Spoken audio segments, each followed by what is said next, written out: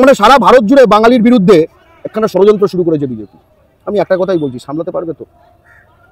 মোগল পারেনি, ব্রিটিশ পারেনি বাঙালিকে দাবিয়ে রাখতে। একবার যখন পাল্টা বাঙালি কিছু করতে শুরু করেছে না, কেউ সামলাতে পারেনি। এটা সামলাতে পারবে তো?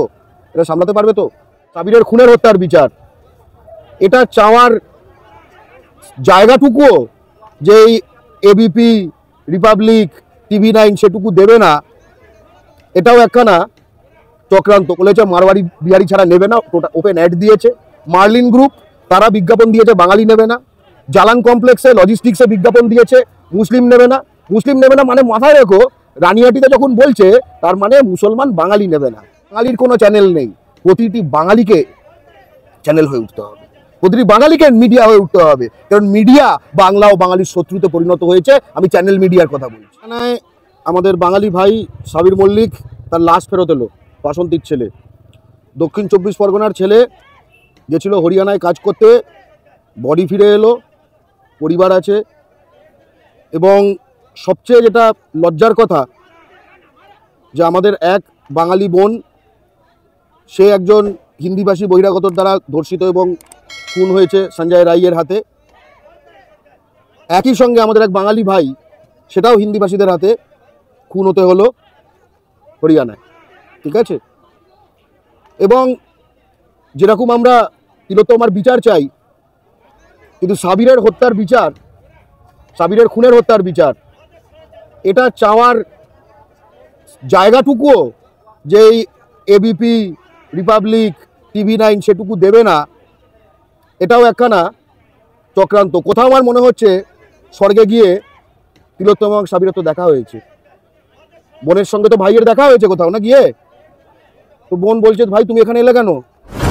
বলে, দিদি আমাকেও পিটিয়ে মেরে দিল। তোমাকে যারা ধর্ষণ এবং খুন করেছে ওরাই আমাকে পিটিয়ে মেরেও দিয়েছে। তোমার বিচারের জন্য বাংলা পক্ষ লড়ছে, সকলে লড়ছে, কিন্তু আমার বিচারের জন্য কে লড়ছে? এই উত্তরটা বাংলা পক্ষ দিতে চায়, যে আর কিছু না থাকুক, বাংলা পক্ষ আছে লড়ার জন্য। হরিয়ানায় এটা প্রথম ঘটনা নয়, এর আগে নুতে আমরা দেখেছি এই হরিয়ানাতেই বাঙালিদের পিটিয়ে পিটিয়ে বার করা হয়েছে। তাদের সামান্যতম যে ঘর বাড়ি যা তৈরি করেছিল ভেঙে দেওয়া হয়েছে। তার আগে আমরা দেখলাম উড়িষ্যায় বাঙালিদের পিটিয়ে পিটিয়ে বার করা হয়েছে, এবং এখনও খুচখাচ হচ্ছে, এমন নয় যে বিষয়টা বন্ধ হয়ে গেছে। তারও আগে লোকেদের এখন এতটুকু ভুলে যায় জিনিসগুলো, বাংলা পক্ষ ভোলেনি, কারণ আমরা পথে আন্দোলনে ছিলাম প্রতিবাদে। মালদার আরেক বাঙালি ভাই আফরাজুল খান, তাকে রাজস্থানে অন ক্যামেরা পুড়িয়ে মেরে খুন করা হয়েছিল, অন ক্যামেরা। ঠিক আছে? এবং আমার মনে পড়ে, যারা খুন করেছিল তারা তো ওর ভাষা বোঝে না, কিন্তু ওই খুনের ভিডিওতে, তাকে পোড়ানোর ভিডিওতে আমার ভাই একটা কথা বলেছিল আফরাজুল, যে জানে মেরো না, জানে মেরো না। এই কথাটা আমার এখনো মাথায় আছে। তখন বাংলা পক্ষ খুব ছোট ছিল যখন এই প্রতিবাদটা আমরা করেছিলাম। আজকে যেরকম এতগুলো বুম দেখছেন, তখন আমরা দুজনে মিলে প্রতিবাদ করতে এসেছিলাম। ঠিক আছে? বাংলা পক্ষ তখন 3-4 মাস হলো শুরু হয়েছে। একজন ক্যামেরা ধরেছিল, আরেকজন আমি ছিলাম, দেখে মনে হচ্ছিল যেন একজন প্রতিবাদ করছে, আসলে দুজন প্রতিবাদ করছিল। আমি একটা কথাই বলতে চাই, এর শেষটা কোথায়? একটা জিনিস কমন লক্ষ্য করে দেখবেন, যে হরিয়ানায়, রাজস্থানে, উড়িষ্যায় যে যে জায়গায় বাঙালিদের পেটানো হচ্ছে, ঠিক আছে, মারা হচ্ছে, খুন করা হচ্ছে, একটা জিনিস কমন, সেখানে বিজেপি সরকার, সেখানে বিজেপি সরকার। এমনকি কর্ণাটকেও যখন বাঙালিদের তাড়ানো হলো, NRC ওই সব বলে বাংলাদেশি কেস দেওয়া হলো, ফরেনার করে জেলে ঢুকিয়ে দেওয়া হলো। ঠিক আছে? আমার মনে পড়ে পলাশ অধিকারীকে, তখনও সেখানে বিজেপি সরকার। যেই কংগ্রেস এলো, জামিন পেল। তার মানে সারা ভারত জুড়ে বাঙালির বিরুদ্ধে একখানা ষড়যন্ত্র শুরু করেছে বিজেপি। আমি একটা কথাই বলছি, সামলাতে পারবে তো? মোগল পারেনি, ব্রিটিশ পারেনি বাঙালিকে দাবিয়ে রাখতে। একবার যখন পাল্টা বাঙালি কিছু করতে শুরু করেছে না, কেউ সামলাতে পারেনি। এটা সামলাতে পারবে তো? এটা সামলাতে পারবে তো? বারবার এই প্রশ্নটা করছি। বাঙালি কিন্তু অত্যন্ত উত্তপ্ত হয়ে যাচ্ছে, এবং এই উত্তপ্ততে যে হয়ে যাচ্ছে, সেটার ফলে যদি বাংলা ও বাঙালির শত্রুদের এই বাংলার মাটিতে জায়গাটা খুব গরম হয়ে যায়, তার দায়িত্ব কিন্তু বাংলা পক্ষর না, তার দায়িত্ব কিন্তু বাংলা পক্ষর না। আজকে আমরা একটা কথা বলতে চাই, হরিয়ানার নু, সেটা কিন্তু মুসলিম শূন্য হয়ে যায়নি, কারণ তার যারা নিজের স্বজাতির ভাই মুসলমান, তাদের কিছু হয়নি। বাঙালি, তবে তাকে ধরেছে। এই যে হরিয়ানায় খুন হলো, কে খুন হলো? লোকাল মুসলিম না, বাঙালি ছেলে সাবির মল্লিক। উড়িষ্যাতেও ধরে ধরে যাদের তাড়ানো হয়েছে 90% মুসলিম বাঙালি ছেলে, 10% হিন্দু বাঙালি ছেলে। এনআরসিতেও যাদের নাম বাদ পড়েছে 70% হিন্দু বাঙালি, 30% মুসলমান বাঙালি। মানে বাঙালি জাতি আজকে টার্গেটের মধ্যে। বাঙালিকে সবসময় টার্গেট করা হচ্ছে কেন? তার একটাই কারণ,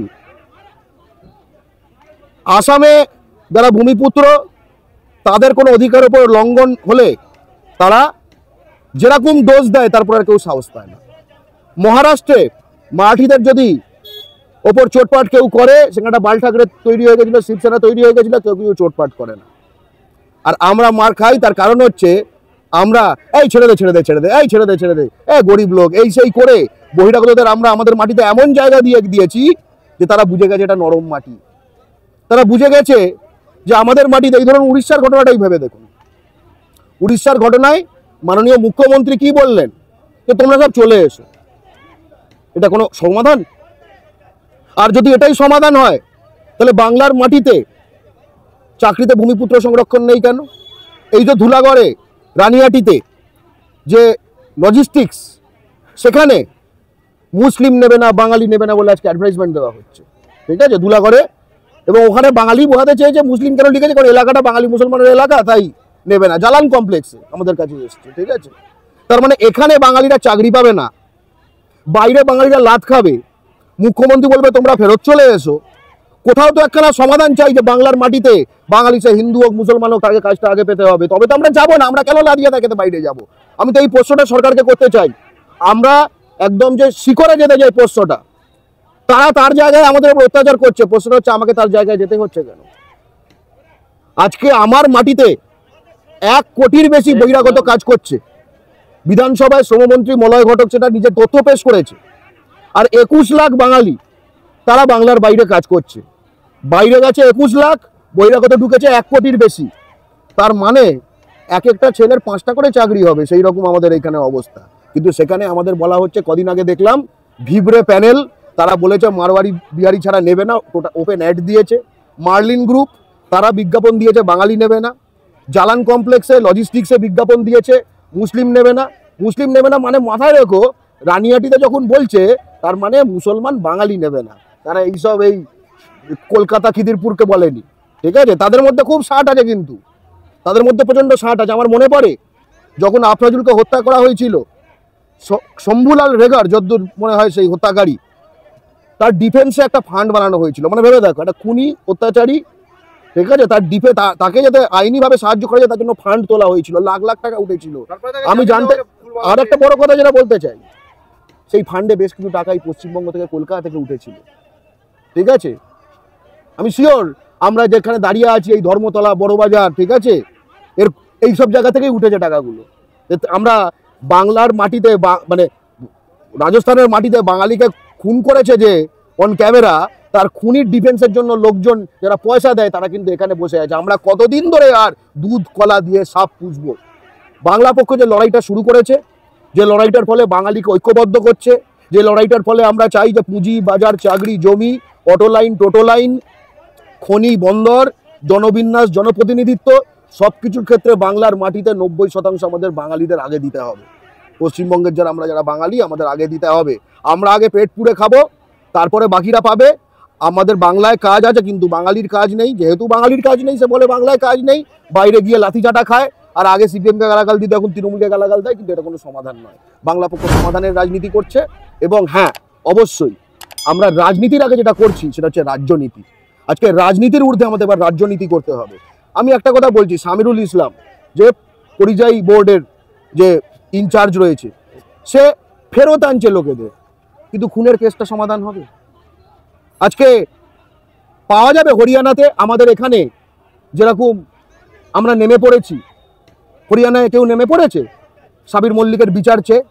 জাস্টিস ফর সাবির মল্লিক কেউ উঠেছে? তার মানে বাঙালির পাশে কিন্তু দিনের শেষে ভাই বাঙালিই আছে। বাঙালির কোনো চ্যানেল নেই। প্রতিটি বাঙালিকে চ্যানেল হয়ে উঠতে হবে, প্রতিটি বাঙালিকে মিডিয়া হয়ে উঠতে হবে। কারণ মিডিয়া বাংলা ও বাঙালির শত্রুতে পরিণত হয়েছে। আমি চ্যানেল মিডিয়ার কথা বলছি।